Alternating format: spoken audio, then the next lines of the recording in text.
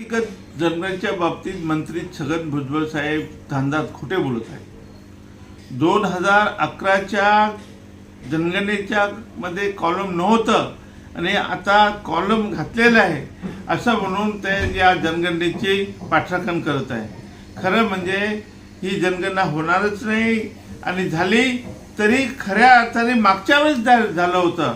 मागच्या वेळेस हे झालं होतं की जनगणनेसाठी 20,000 कोटी रुपये 2011 मध्ये खर्च करण्यात आले, परंतु खऱ्या अर्थाने जनगणना मिळाली नाही। स्वतः सरकारने हे कबूल केलेलं आहे की आम्हाला जी आकडेवारी मिळाली चुकीची मिळालेली आहे आणि त्याच्यामुळे त्याचा आम्हाला उपयोग करून घेता येणार नाही। तीच परिस्थिती आताही आहे। जनगणना होणार असं म्हटलं असलं तरी जनगणना होणार नाही आणि ओबीसीची तर होणारच नाही।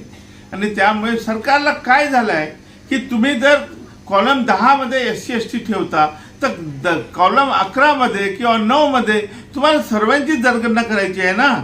म्हणजे केवळ ओबीसी नाही, ब्राह्मण वगैरे सगळे, मारवाडी वगैरे सगळ्यांची जनगणना करायची आहे।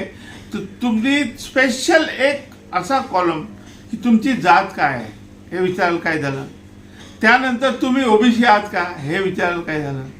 तुम्हाला SC ST विचारता येते ना, मग ओबीसी विचारता येत नाही का।